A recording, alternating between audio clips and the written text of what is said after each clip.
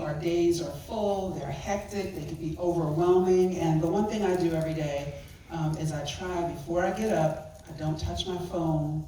I like to just spend time laying in bed, meditating, praying, asking God guidance for the day. And so that is my question for our next panelist, Judge Erika McJimpsey. Can you talk about how important of a role faith can play in our lives? I just want to say bravo to all the words that have been spoken. They resonated with me greatly. Faith is the central part of my life. I don't believe, and I know that nothing that I've done, I would be able to do it without my faith in God. So for me, it's central. I personally believe that God moves through people. So anything that I've been able to accomplish, anything that I've been able to do, is not me, it's Him moving through me. And I think that when I have fallen into shortcomings, when I've fallen by the wayside, it's often been because I've tried to do it in my own strength. I tried to do it in my own intellect. And it's taken me probably about, I'm 24 years in my career, and it's probably took me the first 16 years to realize that it wasn't on my back. Because oftentimes we're doing things in our own effort, in our own strength. So having that relationship with God has been critical. Carving out that time on a daily basis to hear from Him has been critical. It's kept me sane. Early on in my career, I did not have that level of faith, and I found myself extremely frustrated in my career, extremely frustrated in my personal life. But when I determined that it's not on me, He's going to move through me, and those doors began to open. And even in my shortcomings, I've learned that faith is critical. Having that personal relationship and not being afraid to make that known. I think it's been critical.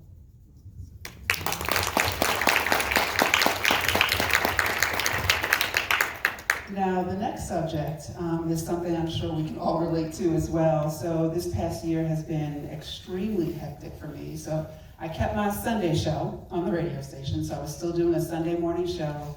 I was working on the campaign. I was doing marketing for other companies. And I have a son who just turned 20, who's in the middle of his college years. So there was a lot going on, and I didn't really feel like I had that work-life balance. And that is so extremely, extremely important. So I want to ask our next panelist, Kristy Caradori, can you talk about how maybe you handle your work-life balance and how important it is to have that? So I'll just be really honest, it is very ironic that I got that question because I don't think I do that very well at all. And I wish that was a skill that I was better at. I filled in today, so I didn't know what question I was gonna get. I do wanna say that I so loved hearing everyone else's answers up until this point. And although I don't know that I can answer that very well because it's something I'm personally working on every single day. I don't think I do it as well as I should.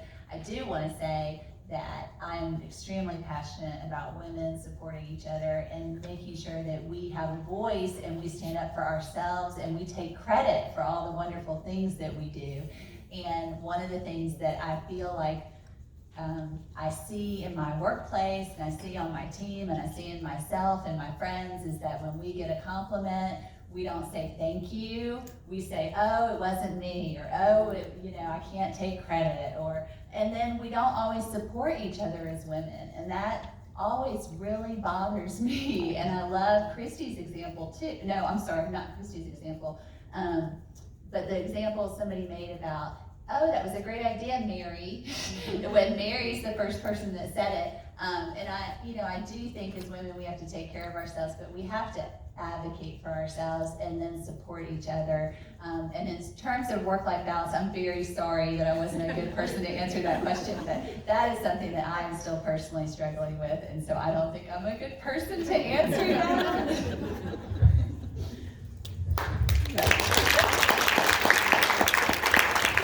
I did love the point that you brought up because a lot of times we do have that problem of not being able to accept a compliment. So women are caregivers. We know this. We take care of the home. We take care of our kids. We take care of work. Can you talk a little bit about Dr. Octavia Amaechi, the importance of taking care of ourselves, because sometimes that is the last thing on our list? Certainly. Good afternoon, everyone. It's totally a privilege to sit here before you because, like someone else said before, we are all leaders in some capacity, shape, or form, whether you recognize it or not. So in whatever role you're living your life, be prepared because it's training ground for whatever God would have you to do next. Thank you for all of the comments that have been made so far. I will say to start off that I had both of my children while in medical school, and while of course that's not unique to being a physician, it is unique to be pregnant in medical school, and sometimes people will make comments that were not asked for, that they may not even recognize that are pretty much derogatory and sexist. And when you are in a position where you are the learner and these people making the comments are turning in your grades, you have to know how to navigate the atmosphere. So having work-life balance has been something that I've had to figure out, that I've had to live through. I would say that one critical aspect of wellness is the concept of taking care of yourself first.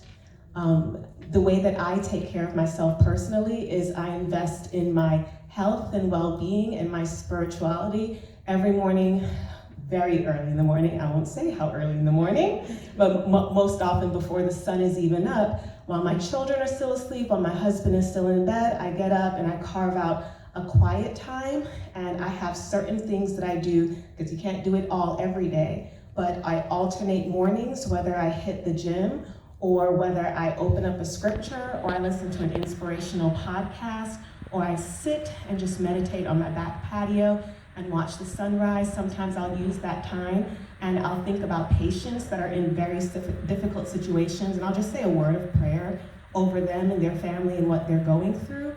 But all of that is a part of my wellness. If you're not taking care of yourself first, if you're not giving yourself a chance to breathe, if you're not giving yourself a chance to have alone time, especially when you're in leadership roles, as soon as your day starts, you are being pulled in all different directions. From the time I walk into work, actually from the time someone wakes up, other than me in the house, including the dogs or the turtle, as soon as someone is up, I'm being called on to give of myself, and you have to take the time to pour back into yourself. And maybe you're not surrounded by people who can do that for you, but like we were talking about earlier, you have to know how to encourage yourself. You have to know what your own way of building yourself up is. Maybe you're not a gym person, maybe you're not a 4:30 in the morning, wake up and sit down on your back porch and meditate kind of person, but whatever it is that floats your boat, whether it's playing tennis, whether it's, anything else in the world, doing Sudoku, you have to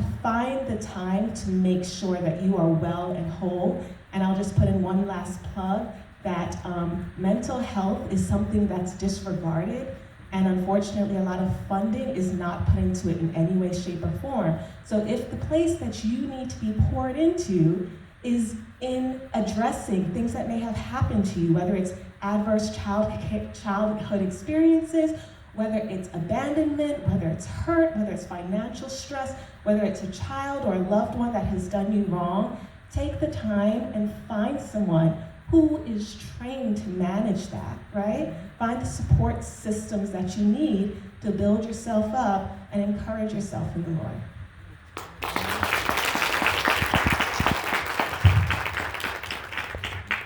So my final question before we open up the floor to all of you is to Loreta Dylgeri. We heard your bio. You have come through adversity with flying colors. You are a joyful individual. And we know that life is not a bed of roses. So can you talk to us about when we're in those trying moments, about the importance of just pushing through? I appreciate it for being here today. As you notice, I have an accent, like some of them here. And it's a skill that I learned, the public speaking, through the grassroots leadership. Our director at the time, Stan Davies, that was doing the leadership Spartanburg, I was so shy to speak. Nobody believes that now, because I never shut up. But in the beginning was, I don't know if I want to talk or get in front of the board. He gave me a good advice. Your accent is charming. Use it. And nobody forgets me. Everybody that comes to visit the school, says, no, I want that woman that has an accent. She knows what I'm talking about. What it helped me, I've been here for 25 years. And I shared it when I got the Mary Thomas Award the day.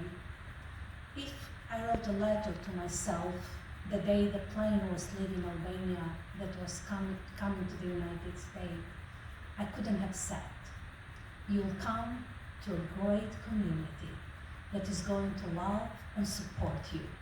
You are going to school, you are going to help other people, you are going to have mentors, and the people in Spartanburg, they are going to be your family. And I meant it, every word of it. What it got me through a lot was the positive attitude. When I first came here, none of the schooling that I had done in Albania got recognized. I had a master's and I had a bachelor's in my country. I was a principal in a school for handicapped kids there. Not a lot of people knew that. At the school, because of the immigration, I have a dear friend in here, Kenna McCarthy, sitting behind there. I worked with her mom. I was doing 3 jobs for close to 8 years. I'll get up in the morning, go to school, work there all day, and go to their hearts for 3 nights, and go to country club for 2 nights.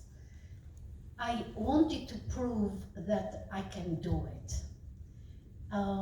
It was hard work, but I did have wonderful people that helped me. This is the reason I'm so passionate about helping young people and mentoring young people, because a lot of people took the time to help me and mentor me. One of them is sitting right there, Mary Thomas. The day that I graduated from the grassroots leadership, she pulled me aside and said, I want you to join a group of women giving for Spartanburg. And that changed my life. I got to know the need in the community.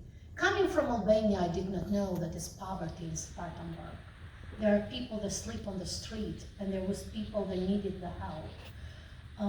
I have to say that I give thanks to Mom first. In heaven today, she's smiling. Today is the Mother's Day in Albania. We celebrate March the 8th as Mother's Day. I had a very strong mother and very smart mother. When I look back now, being a communist country, she was born in the wrong time and in the wrong country. But the women, they are in Spartanburg, and I can mention tons of them.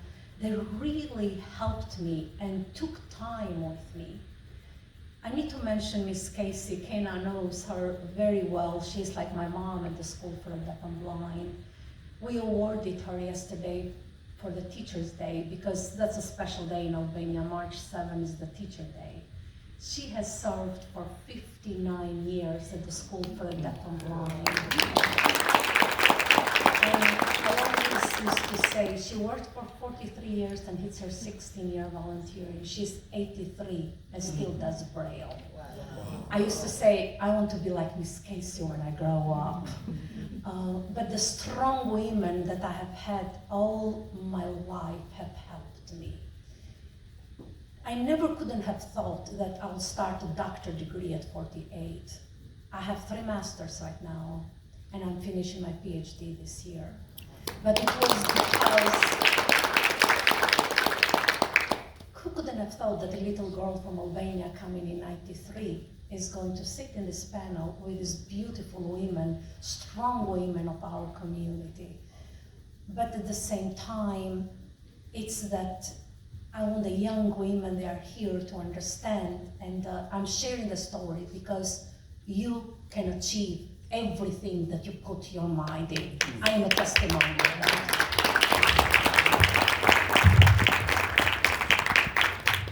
Can we please have a round of applause for all of our panelists?